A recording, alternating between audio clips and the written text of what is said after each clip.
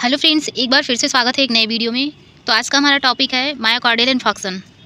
Myocardial infarction को और क्या नाम से जानते हैं, इसके इंट्रोडक्शन की बात करेंगे, काजेस की बात करेंगे, साइन एंड सिम्टम्स की बात करेंगे एंड लास्ट में इसका ट्रीटमेंट कैसे करेंगे आप इसके बारे में जानेंगे।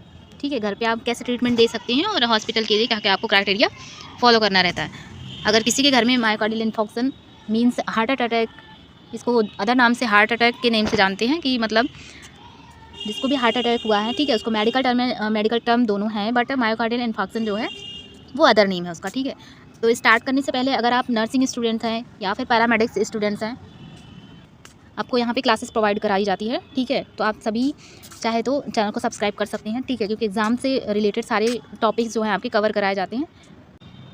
तो अगर हम मायोकार्डियल इन्फॉक्शन की बात करें तो ए मायोकार्डियल इन्फॉक्शन, शॉर्ट में इसको एमआई बोल सकते हैं, और heart attack is the permanent damage to the heart muscle that occur when blood flow to a part of the heart is blocked most commonly by a blood clot. ठीक है, इसका मतलब क्या है इसको समझेंगे। तो हार्ट अटैक जो एक क्या है, permanent damage to the heart muscles, जो हार्ट की मसल्स हैं उसमें क्या होता है, परमानेंट डैमेज हो जाता है। अब इसकी फिजियोलॉजी भी बताएंगे कैसे होता है। That occur when blood flow to a part of the heart, मतलब कि जब ब्लड फ्लो करता है, ठीक है, तो जो पार्ट है हार्ट का, कोई भी पार्ट है उसका कौन सा पार्ट है वो भी बात करेंगे, वो क्या होता है, ब्लॉक हो जाता है most commonly by a blood clot. Mostly ये क्या उससे होता है, ब्लड क्लॉटिंग से। ठीक है, तो इसकी फिजियोलॉजी देखिए समझ लेंगे।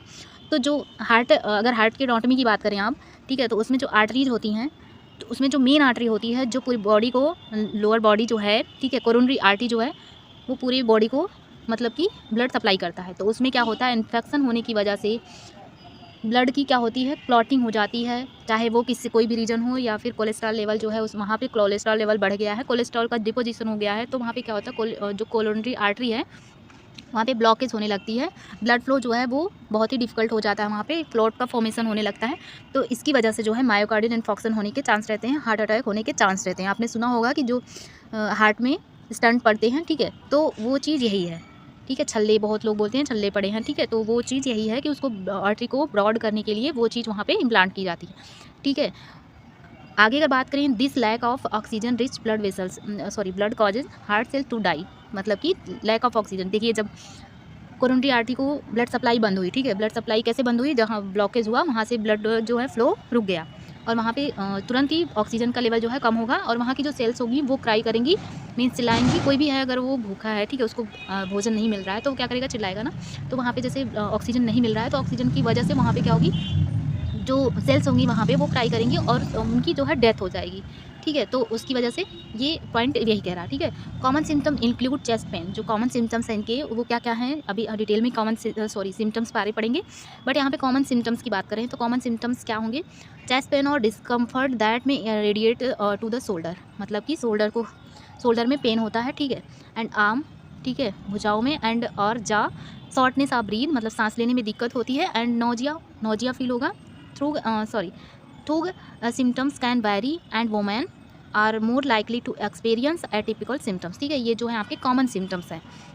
तो हमने बात कर ली मायोकार्डियल इन्फॉक्शन क्या है, उसको अदर नेम से क्या जानते हैं। क्वेश्चन ऐसे आता है कि हार्ट अटैक जो है उसको अदर नेम से किस नेम से जानते हैं, तो मायोकार्डियल इन्फॉक्शन, या फिर उल्टा पूछ सकता है, मायोकार्डियल इन्फॉक्शन को क्या बोलते हैं, तो heart attack. Next one is causes की बात करें, किन किन कारणों से जो है ये होता है, हार्ट अटैक किस कारण से होता है। ठीक है, तो सबसे पहला देखिए है कोरोनरी आर्टरीज डिजीज़। ठीक है, कोरोनरी आर्टरी में कोई भी डिजीज़ है उसके कारण, और द मोस्ट कॉमन काज, ये क्या है, सबसे मोस्ट कॉमन है, मैंने स्टार्टिंग में बताई, where build up of plaque narrow the coronary arteries. Coronary artery यहाँ पे क्या हो जाती है, नैरो हो जाती है। ठीक है, नेक्स्ट कॉज की बात करें तो ब्लड क्लॉट्स, मतलब कि ब्लड का क्लॉटिंग हो जाता है। कहाँ पे, देखिए, ये blood clot can from and the site of black crack, ठीक है, कम्प्लीटली ब्लॉकिंग द आर्टरी। जब आर्टरी ब्लॉक हो जाती है, ठीक है, तो ब्लड क्लॉटिंग की वजह से तब ये हो सकता है डिजीज़। ठीक है, कोरोनरी आर्टरी स्पाज में ये क्या होता है, लेस कॉमन काज, मतलब कि यह बहुत ही लेस कॉमन काज है, बहुत ही कम देखा जाता है इससे केसेस। ठीक है, where a coronary artery suddenly constrict, यहाँ पे क्या होता है, कोरोनरी आर्टरी जो होती है अचानक से कॉन्स्ट्रिक्ट हो जाती है, कॉन्स्ट्रिक्ट का मतलब सिकुड़ जाती है, स्टॉपिंग ब्लड फ्लो, और यहाँ पे ब्लड फ्लो जो होता है वो स्टॉप हो जाता है, कॉजेज कोरोनरी आर्टरी डिजीज़। ठीक है, द मोस्ट कॉमन काज, वही सेम लाइन रिपीट हो गई है। ठीक है, नेक्स्ट सब हमने बात कर ली। ठीक है, ये काजेज हो गए, और जो ऐसे पेशेंट्स जिनकी लाइफ स्टाइल अच्छी नहीं होती, एज फैक्टर भी इसमें इन्वॉल्व होगा, ठीक है, काजेज़ में। और डाइट फैक्टर में कैसे इन्वॉल्व होगा, मतलब कि रिस्पॉन्सिबल होगा, तो डाइट में जैसे कोई भी इंसान है वो ज़्यादा कोलेस्ट्रॉल लेवल का डाइट ले रहा है, ठीक है, अल्कोहल ले रहा है और स्मोकिंग कर रहा है और उसकी लाइफ स्टाइल सही नहीं है, ज़्यादा स्ट्रेस में रहता है, ठीक है, तो ये सारे जो हैं काजेज़ हैं इसके हार्ट अटैक के, ठीक है। नेक्स्ट वन अगर हम बात करें सिम्टम्स की, तो सिम्टम्स क्या क्या देखने को मिलते हैं इसमें आपके मायोकार्डियल इन्फॉक्शन में। तो सबसे पहला है chest pain.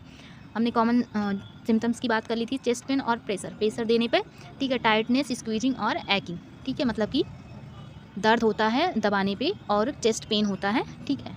Pen that spread to the jaw, spread मतलब जॉ को अगर स्प्रेड करते हैं तो पेन होता है नेक, शोल्डर, आर्म और बैक, ठीक है, सभी में क्या होता है, पेन होता है। शॉर्टनेस ऑफ ब्रीथ नहीं बोलते हैं, गर्दन में और हाथों पैरों में दर्द होती है, ठीक है, जबड़ों में दर्द होती है और बैक में दर्द होती है। शॉर्टनेस ऑफ ब्रीथ, सांस लेने में दिक्कत होती है, सांस जो है उनकी शॉर्टनेस उनको फील होती है।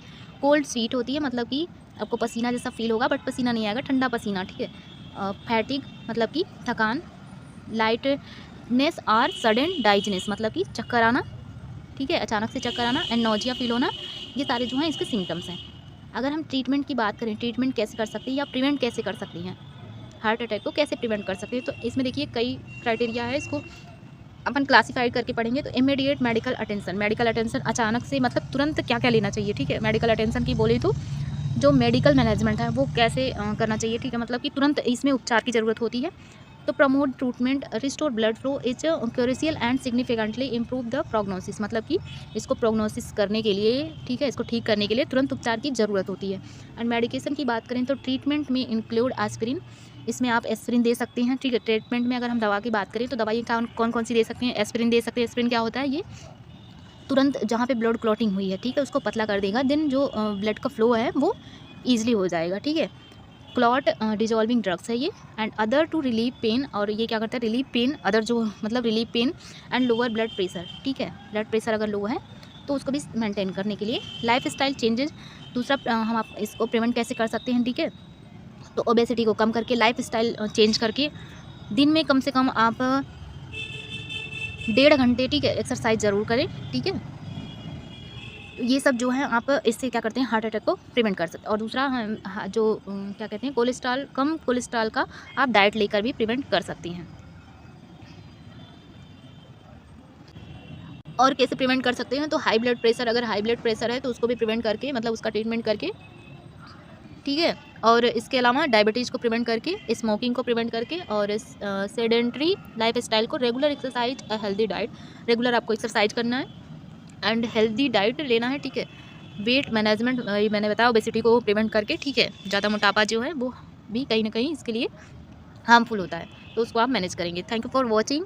आई होप आपको क्लास अच्छी लगी होगी, तो please like the video and share with more friends and comment box में आप अपना टॉपिक बता दीजिए, कौन से टॉपिक पे आपको वीडियो चाहिए। Thank you.